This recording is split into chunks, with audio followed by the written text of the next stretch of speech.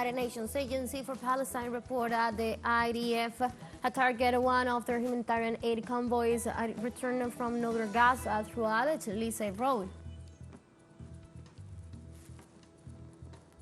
The German government requests support for the army to face the floods provoked by the continuous rains in the last days. And the president of Argentina, Javier Milei, has formalized the country's refusal to join the BRICS bloc. Argentina was to become a full member as from January the 1st.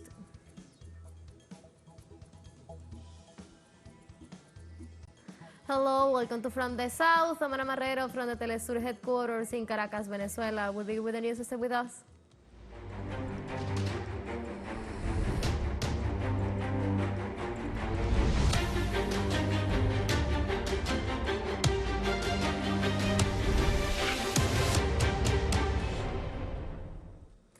In Palestine, a humanitarian aid convoy was attacked by the Israeli occupation army in the Gaza Strip.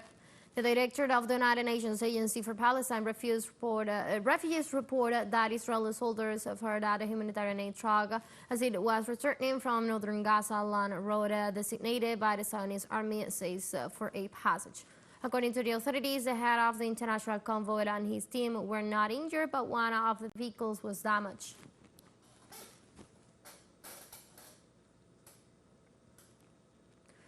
At least 56 Palestinians died as a result of a new Israeli occupation shelling in several areas of the central Gaza Strip. Medical sources indicate that 36 Palestinians were killed by the occupation artillery and aviation in Al-Maghazi and Nusra camps. In addition, 20 other Palestinians were killed during a shelling of the houses of Al-Hud, Saydam, and their families in the Nusra camp.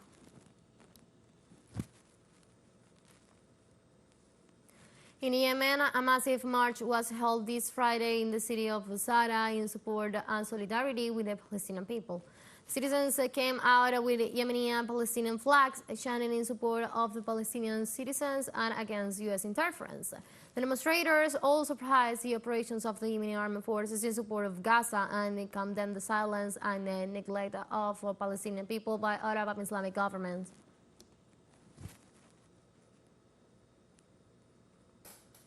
In Bahrain, citizens marched to denounce the Israeli attacks in the Gaza Strip and demand an immediate ceasefire.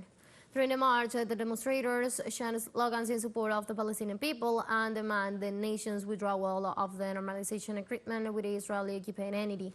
Citizens carrying Palestinian flags and appreciated the firmness of the resistance in the face of the continued bombardments by the Israeli regime. In the Lebanese city of Beirut, a women's meeting was held in support of the Palestinian resistance in the company of several political representatives and Palestinian factions. The women's meeting opened by valuing the courage of the people of Palestine to refuse to leave their land in the face of constant attacks of the Israeli occupation forces. This representative of each liberation movement affirms that in the face of the situation in Gaza, it is necessary to raise a united voice in rejection of the oppression.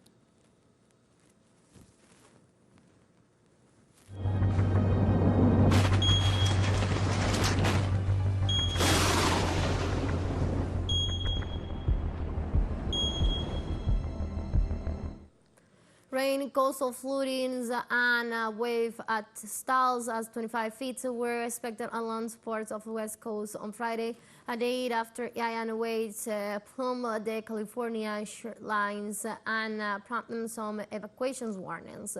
In Southern California, forecasters predicted wave of up to 25 feet and said that the threat of significant coastal floodings will last until Saturday night. For beaches in San Luis Obispo and Santa Barbara County, northwest of Los Angeles, high surf and coastal floods warnings were in effect through 10 p.m. On Saturday, the Weather Service Office of Los Angeles told surfers and beachgoers that the risk of drowning was high, and the California State Park systems warned outdoors and seas to be careful along the coast.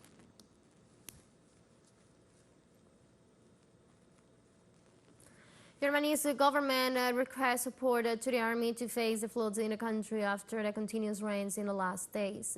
The authorities informed that the lower Saxony region of Germany asked for support to reinforce the dikes in addition to the evacuation works. The armed forces detailed that they will provide at least 6 helicopters to stabilize the dikes and thus contain the floodings of the rivers in order to reach places that are difficult to access. Let's take a short break, but remember, you can now join us on our TikTok account as teleSUR English, where you'll be able to see news in different formats, news updates, and more. Stay tuned for more news.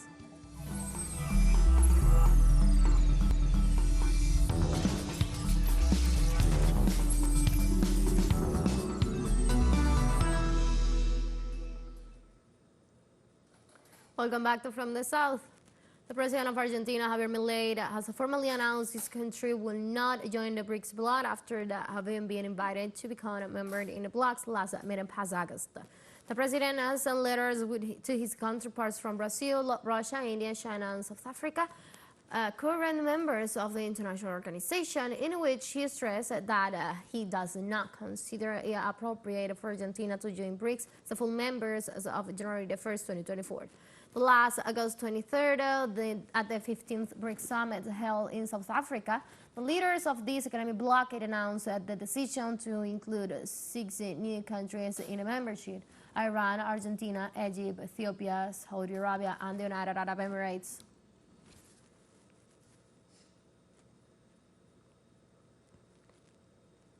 In Argentina, the General Confederation of Labor's EGT, the country's main labor union, called for a general strike on January the 24th in rejection of the emergency decree and a package of bills of the recently inaugurated President Javier Milei.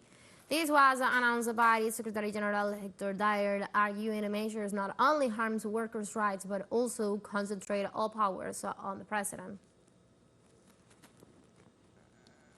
This is the beginning of a process that we are going to develop in stages, as in 2001, when more than 20,000 of us spent 19 days here living on the road, and Minister Bullrich, who at the time was Minister of Labor, had to come and sign an agreement with all the groups that were blocking the road.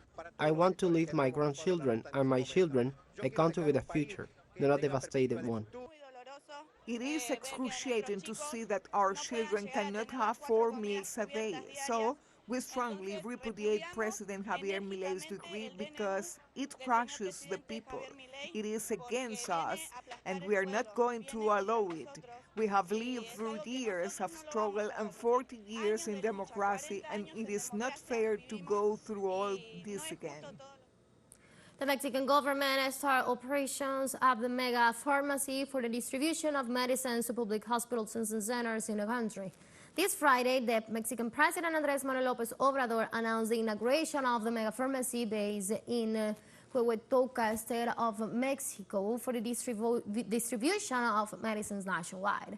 In this sense, he highlighted that it will be the largest in a country which will have all the medicines required by the people. The mega pharmacy will not only store drugs, but it will also be a central base in control of records of the medicines stored in the different hospitals.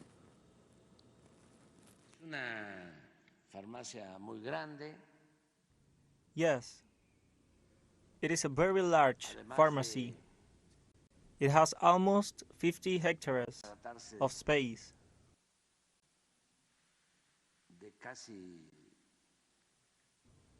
Besides having 50 hectares, it has 9 roofed hectares.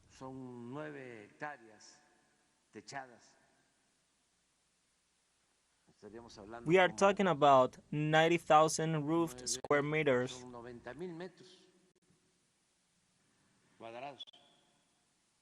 There are about 6 or 7 roofed plinths.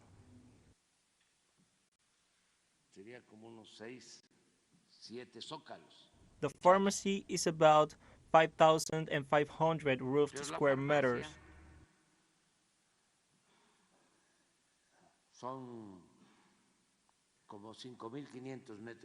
It is a very large, because the rest of the installation will store all the medicines.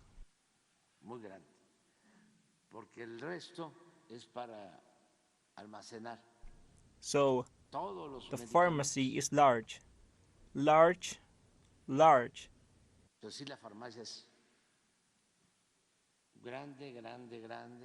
And it will facilitate the distribution of medicines throughout the health sector. In Honduras, the National Institute of Migration announced free flows of migrants, the major response to instructions given by President Xiomara Castro. The opposition group in the parliament prevented the approval of the extension of the migratory amnesty that expired this December 31st. For this reason, the head of state ordered the application of a humanitarian policy based on the fact that her government recognized migration as a human right.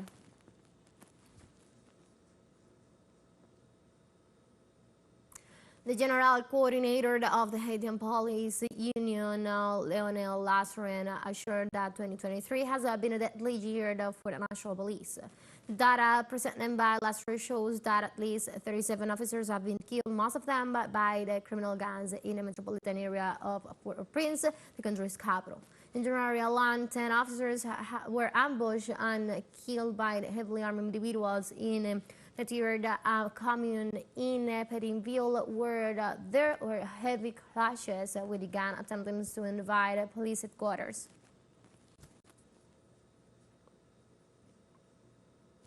The Chilean Supreme Court of Justice increased the sentence of 9 retired military officers who participated in a murder of 15 people during the dictatorship of Augusto Pinochet.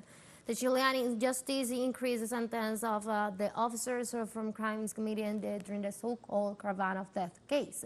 Brigadier Pedro Espinosa and Colonel Juan Chiminelli had been sentenced to 5 years in prison in 2018 as perpetrator of the murder. Now, by order of the country's highest court, they will have to serve a 15-year sentence. Let's take our last break, but before we invite you to join us on our WhatsApp community for our English-speaking audience, you can scan the QR code on the screen and join directly and share the link to reach more people.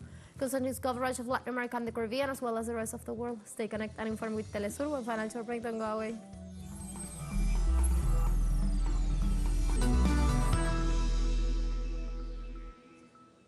Welcome back. In Chad, the Supreme Court confirms the results of the constitutional referendum as announced by the President of the Supreme Court, Samir Adam Anwar. Chad Supreme Court definitely validates the results of the referendum for a new constitution organized by the military junta that has been in power for the past 2.5 years, a key step intended to pave the way for elections in the country at the end of 2024. For some members of the opposition and civil society, the results of these ballots resembles an plebiscite designed to pave the way for the elections of the transitional president, General Mohamed Idris Deby Itno. Turnout 62.86%. The yes side received 4,220,365 votes, or 85.90%. The no side received 692,804 votes, or 14.10%. Declares that the draft constitution enshrining the unitary form of the state has been adopted by the people of Chad. Declares that the present judgment shall be notified to the transitional president, President of the Republic, head of the state, to the President of the National Transitional Council, to the President of CONOREC, to the petitioners, and published in the official Gazette of the Republic. The Burkina Faso Army claimed on Thursday to have destroyed an alleged tourist base in the town of Tia, department of Sigle, in the central west region of the country. The military discovered a tourist base in the Tia forest. There, they launched airstrikes and killed a significant number of insurgents at the site. The military report indicates that the base and all logistics were destroyed at the time of the attack.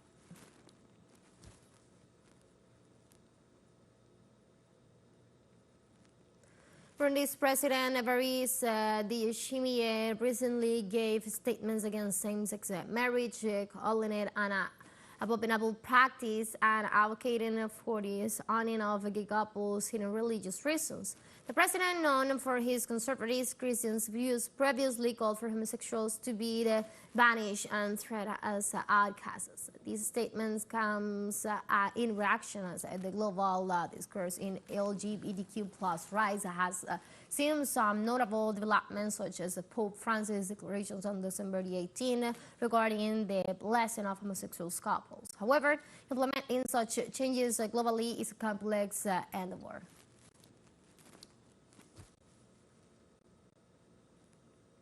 In Zambia, the proliferation of cholera infections forced health authorities to expand the epidemiological side. Official data recorded nearly 100 deaths due to the disease, whose initial outbreaks began in October, and fed all the awareness-raising initiative decreed by the Health Ministry to contain its advance. The Ministers of Health, Sylvia Mazebo, and of Water Resources, Mike Msosha, recommended the implementations of more domestic hygiene and an increase in the doses of chlorine for the water in areas with the highest indices.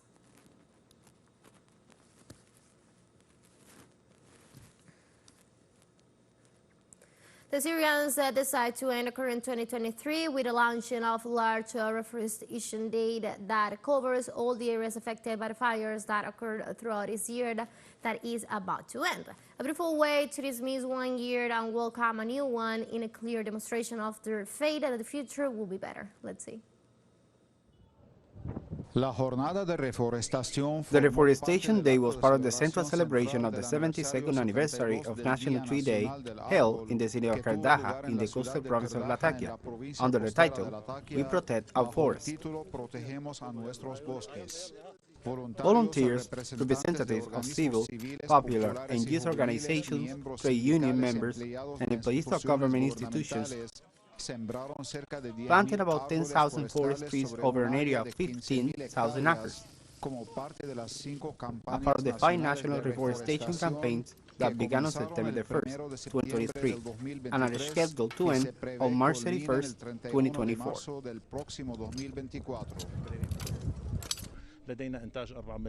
We plan to plant more than 4 million forest trees that we plan to plant in all the areas affected by the fires through 5 national reforestation campaigns that we develop in cooperation with all the organizations and social entities, and we do it within the framework of the new Forestry Law number 39 decree on December 25th of this year, in order to protect the forest lands and regulate the way to exploit them in order to recover the green land of the country. On the occasion of the National Tree Day, we are participating in this Reforestation Day, and this is our first experience, as we have already participated in 2 tree replanting campaigns in several areas of the coastal province of Latakia. We want to continue with this voluntary contribution to recover the beautiful green layer of our country. During 2023, high temperatures and drought, coupled with acts of terrorist sabotage, caused nearly 1,500 fires that devoured Syrian sources and livelihood in tens of thousands of acres of forested areas and farmland, planted mainly with apples, olives, and citrus trees. This is damage that the government and citizens of the country are sparing no effort to repair, determined that 2024 will be the year of cultivating life instead of death, peace instead of war, and prosperity and development instead of destruction. The areas that were devastated by the fires are today witnessing a great joint governmental and civil society effort aimed to replanting and reforestation, following the instructions of the President of the Republic, who, together with the Syrian First Lady, visit all the areas and ordered them to reforest them. In the margin of the celebration of this new anniversary of the National Day of the Tree, an exhibition of homemade products of the farmer woman, made from natural components of the country's agricultural crops, was held. These exhibitions, together with the national reforestation campaigns, reflect the harmony of Syrians with Mother Earth and their firm attachment to the international environmental protection agreements for the benefit of all mankind.